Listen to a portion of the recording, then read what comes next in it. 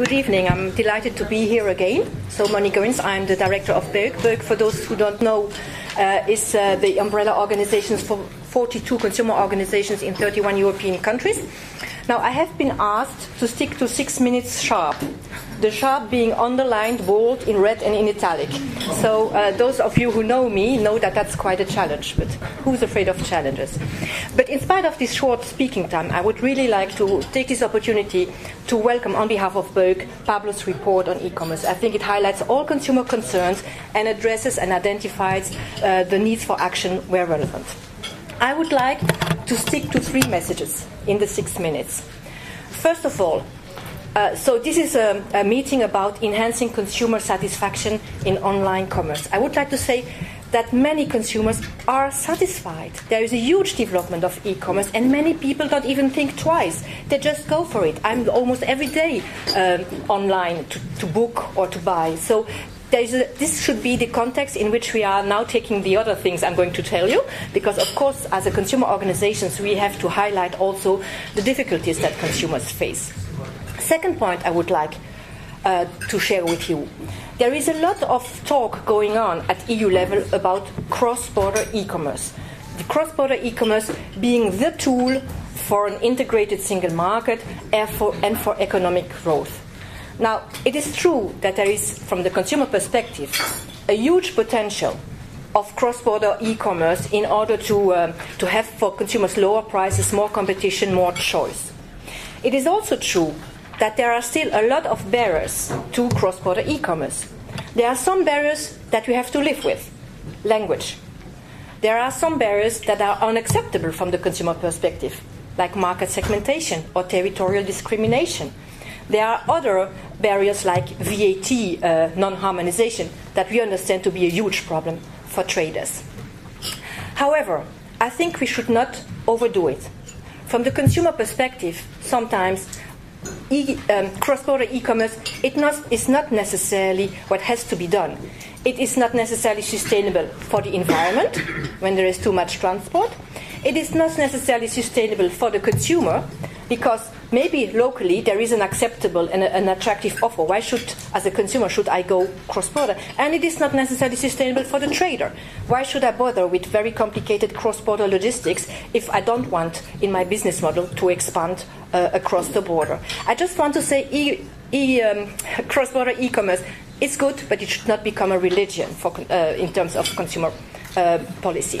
Now, my third point, the most important one, is the fact that from the consumer perspective, of course, there are still consumers who are reluctant to go online and who are frustrated when they try to go online and buy, cross-border or not. And then there are those who have really had problems when they have tried to do so, and then problems of non-delivery, defective problems, non-compliant products, unsecure payments, problems of data protection. And here, of course, the key message I would like to provide to you today is that, of course, increasing and improving the legal framework is the baseline. There must be good, sound consumer protection rules. But the most important thing, if you want to boost consumer confidence in online shopping, is business attitude. Just deliver towards consumer expectations. Put in place smooth delivery system. Put in place a no-headache return policy when things the consumer is not satisfied or whether the products are defective. Put in place a hotline when things go wrong. Consumers need somebody on the end of the telephone, somebody to pick up the telephone when there is a disruption in the normal way of shopping or of contracting.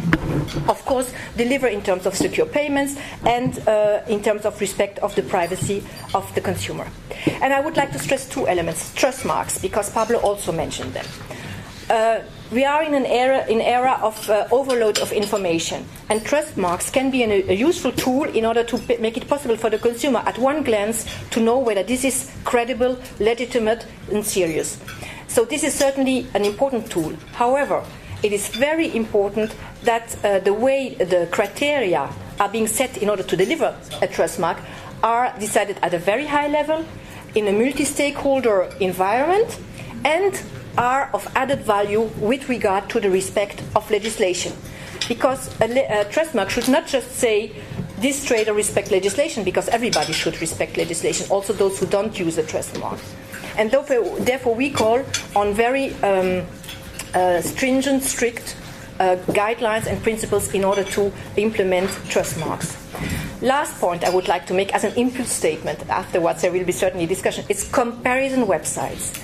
Comparison websites are a tremendous tool in order to make it possible for consumers to shop online, because you compare very easily between the different offers that are there. And many of them are very useful. But there is also a risk of consumer deception and misleading information, because some of those websites are linked to specific providers and they are not as exhaustive or as objective as they pretend to be. And also, as the ranking of those websites is most of the time done by prices, companies compete on the price, and so they are really very much on low pricing, and sometimes to the detriment of other contract conditions. So the consumer goes for the price, and then afterwards, when it's too late, he realizes that some other contract terms are really not so favorable for them. So that it's a race towards low prices, but not necessarily a race towards higher quality. And that's very important to take into account. And we would say, very shortly, my last sentence, that there should be common principles for comparison websites to respect in order to really boost consumer confidence in those websites and in online shopping at the end of the day. Thank you.